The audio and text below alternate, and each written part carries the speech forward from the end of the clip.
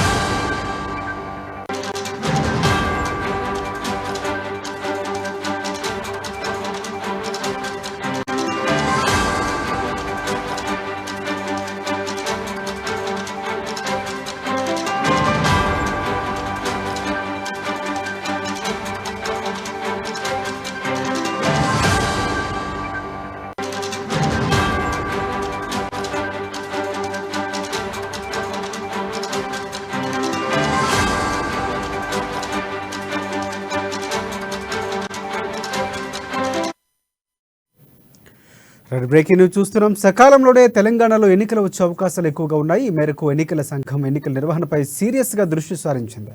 వచ్చే నెల 3 నుంచి 3 రోజుల పాటు ఎన్నికల సంఘం బృందం రాష్ట్ర పర్యటన చేరున్న నేపథ్యంలో పార్టీ నేతలు, అధికారులతో పాటు ఓటర్లు ఎన్నికల్లో పాల్గొనేందుకు చైతన్య కార్యక్రమాలు చేపట్టనుంది. వన్ నేషన్ వన్ ఎలక్షన్ పై చర్చ జరుగుతున్న నేపథ్యంలో తెలంగాణ ఎన్నికలపై సస్పెండ్ ఇప్పుడు కొనసాగుతుంది. ఇప్పటివరకు తమకు ఏ విధమైన ఆదేశాలు కానీ సూచనలు కానీ ఎన్నికల సంఘం నుంచి రాలేదని రాష్ట్ర అధికారి వికాస్ రాజ్ తెలిపారు. దీనిపై మరిన్ని అప్డేట్స్ అందించేందుకు మా ఇన్పుట్ ఎడిటర్ శ్రీనివాస్ మనకు అందుబాటులో ఉన్నారు. ఎస్ శ్రీనివాస్, చెప్పండి. రైట్ రాజశేఖర్, ఏదైతే రాష్ట్రానికి సంబంధించి తెలంగాణ ఎన్నికలకు సంబంధించి కేంద్ర ఎన్నికల సంఘం దృష్టి సారించిందని చెప్పొచ్చు. ఇప్పటి వరకు మనకి వన్ నేషన్ వన్ ఎలక్షన్ టైంలో ఎన్నికలు జరగబోతాయని చెప్పేసి అనుకున్నప్పటికీ కూడా ఇప్పుడున్న పరిస్థితుల్లో మాత్రం జరిగే ఛాన్సెస్ తక్కువగానే ఉన్నాయని చెప్పేసి కూడా తెలుస్తుంది. ఎందుకంటే మన కేంద్ర మంత్రి కిషన్ రెడ్డి కూడా మాట్లాడిన దాన్ని బట్టి చూస్తే కనుక తెలంగాణకు సంబంధించి సకాలంలోనే ఎన్నికలు వస్తాయని చెప్పేసి ఆయన వ్యాఖ్యానించడం కూడా గతంలో చూశాము. అయితే ప్రస్తుత పరిస్థితుల్లో మరోవైపు ఎన్నికలు ఎప్పుడు వచ్చినప్పటికీ కూడా అనుకున్న షెడ్యూల్ ప్రకారం అయితే తెలంగాణ డిసెంబర్లో ఎన్నికలు రావాల్సి ఉంది. కాబట్టి అందుకు సంబంధించి కేంద్ర ఎన్నికల సంఘము ఇక తన క్షేత్రస్థాయి వర్క్ అయితే స్టార్ట్ చేసిందని చెప్పొచ్చు. మొత్తం పనులన్నీ కూడా జరుగుతున్నాయి. అయితే ఒకటి, ముందుగా ఈ అక్టోబర్ 4 లోపల ఏవైతే ఓటర్స్ ఉన్నారో ఓటర్ల లిస్టును ప్రకటించాల్సి ఉంటుంది. ప్రధానంగా ఇప్పుడు వాళ్ళు ఇచ్చిన సమాచారం బట్టి చూసుకుంటే కనుక రాష్ట్ర వ్యాప్తంగా 3.14 కోట్ల ఓటర్లు ఉన్నారు. అందులో 1.57 crores ఓటర్లు వచ్చి పురుషులు, అదేవిధంగా 1.56 కోట్లు వచ్చి మహిళా ఓటర్లు ఉన్నారు. అయితే వీళ్ళన్నీ కూడా రోల్ చేయాల్సి ఉంటుంది. వాటన్ని కూడా పబ్లిష్ చేయాల్సి ఉంటుంది. ఎందుకంటే ఏమైనా అబ్జెక్షన్స్ వస్తే కనుక అప్పుడు అవి తీసుకోవాల్సిన పరిస్థితి ఉంటుంది. ఇంకా మరోవైపు చూసుకుంటే కనుక ఏదైతే ఎన్నికలు వస్తున్న నేపథ్యంలో ముఖ్యంగా ప్రధానంగా ఈవీఎం మిషన్స్ ఎన్ని అవసరం ఉంటుంది అనేది కూడా చూసుకోవాల్సి ఉంటుంది. కాబట్టి ప్రస్తుతం ఉన్న ఓటర్లను దృష్టిలో పెట్టుకుని, అదేవిధంగా పోలింగ్ ఎంతమంది ఎన్నికల్లో పాల్గొన్న దాన్ని బట్టి కూడా ఈవీఎం మిషన్లు రూపొందించాల్సిన అవసరం ఉంటుంది. దానికి సంబంధించి కూడా ట్రైనింగ్ కూడా ఎవరైతే సిబ్బంది ఉంటారో ఎన్నికలకు సంబంధించిన సిబ్బంది వారికి ట్రైనింగ్ కూడా ఇవ్వాల్సి ఉంది. కాబట్టి వాటి మీద కూడా దృష్టి సారించింది. ఇక అదేవిధంగా రాష్ట్రంలో ఎన్ని పోలింగ్ స్టేషన్స్ అవసరము అనే దాని మీద కూడా దృష్టి సారించింది. అయితే ఇప్పుడు ప్రస్తుతం అయితే ప్రభుత్వ పాఠశాలలు కావచ్చు, స్కూల్స్ కావచ్చు, కాలేజ్ కావచ్చు, ప్రభుత్వ శాఖలు కావచ్చు, వాటిని వినియోగిస్తున్నారు. అవి సరిపోతాయా, లేకపోతే మరిన్ని పోలింగ్ స్టేషన్స్ ఏర్పాటు చేయాల్సి ఉంటుందా? అది కూడా కన్వీనియంట్ గా ఓటర్లు వచ్చి కన్వీనియంట్ గా తమ ఓటు హక్కు వేసుకునే విధంగానే ఈ పోలింగ్ స్టేషన్స్ రూపొందించాలని చెప్పేసి కూడా నిర్ణయం తీసుకోవడం జరిగింది. ఇక అదే విధంగా మనం చూసుకుంటే కనుక ముందుగా బ్యాలెట్ పేపర్లు దాన్ని అవసరం ఉంటుంది. ఎందుకంటే ఇంతమంది అభ్యర్థులు బరిలో ఉంటారనేది కూడా చూసుకోవాల్సి. కాబట్టి ఒకవేళ అభ్యర్థుల ఖరారు అయిపోయిన తర్వాత, స్క్రూటినీ అయిపోయిన తర్వాత వెంటనే ప్రింటింగ్ అయ్యేలా, అంటే ఈవీఎం మిషన్స్ మీద ఏవైతే ఉంటాయో వాటి మీద కూడా దృష్టి సారించింది చెప్పొచ్చు. ఇక అదేవిధంగా ప్రధానంగా మహిళా ఓటర్లని ఎన్రోల్ చేయడం మీద కూడా దృష్టి సారించింది. ఇక చూసుకుంటే కనుక ఈ ఎన్నికలు సజావుగా జరగడానికి కేంద్ర బలగాలను కూడా రంగంలో దింపాలని చెప్పేసి కూడా ఎన్నికల సంఘం భావిస్తుంది. అందుకు 20 కంపెనీల ఎన్నిక కేంద్ర బలగాలను దించే ఆలోచనలు చేస్తున్నారు. ఎందుకంటే మనం చూసుకుంటే కనుక ఎన్నికల సమయంలో మనకి ఈ చాలా అవసరాలు ఉంటాయి. ముఖ్యంగా చూసుకుంటే కనుక ఎవరైతే ఎన్నికల్లో పోటీ చేస్తున్న అభ్యర్థులు ఎవరైతే ఉంటారో వాళ్ళు ప్రలోభాల ఓటర్లను ప్రలోభాలకి గురి చేసే అవకాశం ఉంది. కాబట్టి ప్రధానంగా వాటి మీద దృష్టి సారించాలి. ఏదైతే క్యాష్ డిస్ట్రిబ్యూషన్ కావచ్చు, లేకుంటే మద్యం పంపిణీ కావచ్చు, డ్రగ్స్ కావచ్చు, లేకుంటే కానుకల పంపిణీ కావచ్చు, ఇలాంటివన్నింటినీ కూడా ఎవరైతే అభ్యర్థులు పంపిణీ చేస్తుంటారో వాటి మీద కూడా సీరియస్ గా నిఘా పెట్టేందుకు ఈ కేంద్ర బలగాలు పనిచేయబోతున్నాయని చెప్పేసి కూడా తెలుస్తుంది.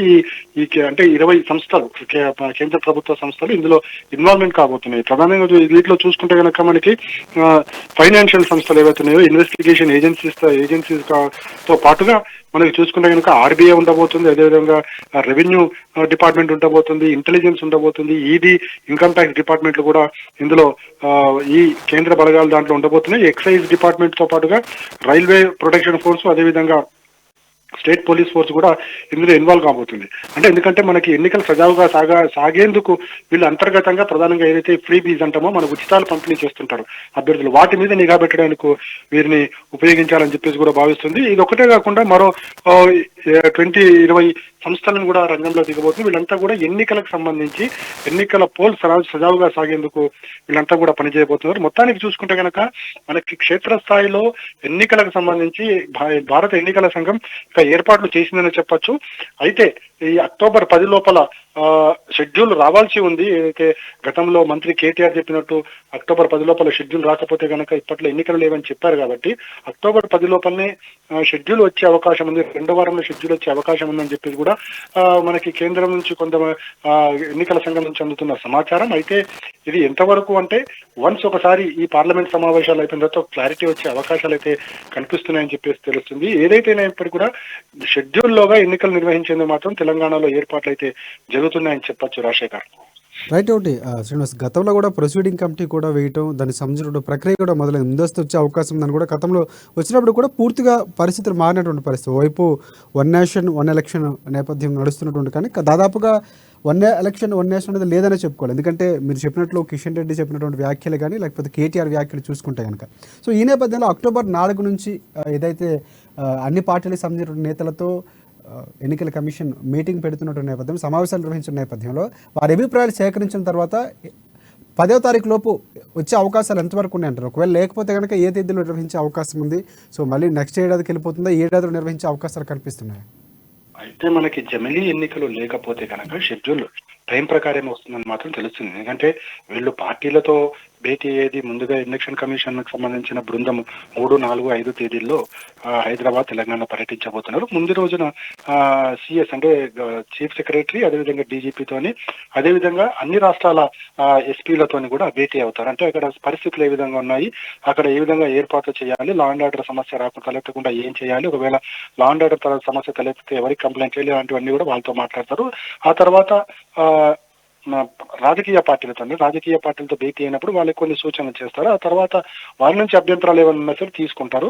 3వ రోజు వచ్చేసి ఓటర్లను చైతన్యపరిచే కార్యక్రమం మీద కూడా దృష్టి సారిస్తారు. ఎందుకంటే ఓటర్లు వచ్చి తమ ఓటు హక్కును వినియోగించుకోగలిగితేనే ప్రజాస్వామ్యం మనుగడ సాగిస్తుందని చెప్పేసి పదే ఎన్నికల సంఘం చెబుతుంది. కాబట్టి ఎక్కువ శాతం ఓటర్లు తమ ఓటు హక్కును వినియోగించుకునేలా ఈ చైతన్య కార్యక్రమాలు నిర్వహించబోతుంది. అంటే ఇవన్నీ కూడా రెగ్యులర్ ప్రాక్టీస్ లో, అంటే ఎన్నికల సంఘానికి రెగ్యులర్ ప్రాక్టీస్ లో భాగమే. కాబట్టి వీటన్నిటి కూడా తీసుకుంటారు. ఇది ఎంత రిపోర్ట్ తీసుకెళ్లి ఎన్నికల సంఘానికి ఇస్తారు. ఎన్నికల సంఘం ఇచ్చినప్పుడు ఒకవేళ ఎన్నికల సంఘం షెడ్యూల్లోగా ఎన్నికలు జరపాలి అనుకుంటే మాత్రం ఆల్రెడీ డేట్ ఫిక్స్ చేసుకుంటుంది, కానీ బయటికి చెప్పనప్పటికీ కూడా ఇవన్నీ కూడా ఒక రివాజులో భాగంగానే ఇవన్నీ కూడా వాళ్ళ క్షేత్రస్థాయిలో రెగ్యులర్ గా చేసే ప్రాసెసే. కాబట్టి రెగ్యులర్ గా జరుగుతుంది.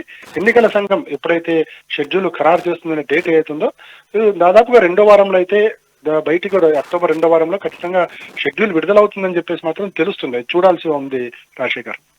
ప్రధానంగా ఇంకొకటి ఫైనల్గా, అంటే ఓట్లకు సంబంధించినటువంటి ఒకే అభ్యర్థికి 2-3 చోట్ల ఓట్లు ఉన్నటువంటి పరిస్థితి ఉంది. గ్రేటర్లో ఉండటం, లేకపోతే స్థానిక ప్రాంతాలు ఉండటం, వేరే రాష్ట్రాల నుంచి ఉన్నప్పుడు కూడా 2 చోట్ల ఉన్నటువంటి పరిస్థితులు ఉన్నాయి. సో దీన్ని గతంలో ప్రభుత్వాలు, అంటే విపక్షాలుగా ఉన్నటువంటి పార్టీలు కూడా ఒక రకమైనటువంటి విమర్శలు కూడా చేశారు. సో దానికి సంబంధించిన ప్రక్రియ ఏమైనా అయిందంటే ఓట్ల తొలగింపుకు సంబంధించి సరిచేసే విధానం ఏమైనా చేసినటువంటి పరిస్థితి ఉంది? గతంలో మాట్లాడుతూ కూడా దానిపై కూడా దృష్టి సారిస్తామని చెప్పినటువంటి పరిస్థితి ఉంది.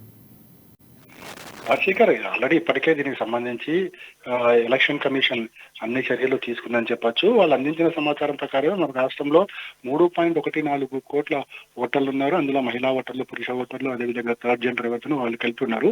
అయితే ఇందులో 3 లక్షల ఓట్లను తొలగించడం జరిగింది. 3 లక్షల ఓట్లు ఎందుకు తొలగించారంటే వీళ్ళంతా కూడా చనిపోయిన వారి ఓట్లను కూడా తొలగించడం జరిగింది. అదేవిధంగా 20,000 ఓట్లను కూడా తొలగించినట్లు చెబుతున్నారు. ఇది 20,000 ఓట్లు కూడా డూప్లికేషన్, అంటే ఒకరు 2 చోట్ల లేదా 3 చోట్ల వాళ్ళ ఓటు హక్కు ఉంది కాబట్టి వాటిని కూడా తొలగించామని చెప్తున్నారు. అయితే ఇప్పుడు ఎన్నికల రాజకీయ పార్టీలతో సమావేశమైన తర్వాత వాళ్ళు ఏమన్నా చెబితే ఆ అభ్యంతరాలను తీసుకుంటారు. ఒకవేళ అలాంటివి ఏమన్నా ఉంటే వాటిని కూడా తొలగించేందుకు పూర్తి స్థాయిలో ప్రయత్నిస్తారు. ఎందుకంటే ఇప్పుడు ఎన్నికల రోల్ ప్రకటించాల్సి అక్టోబర్ 4 లోపల ప్రకటించాలి. ఆ తర్వాత అభ్యంతరాలు కూడా ఖచ్చితంగా స్వీకరిస్తారు.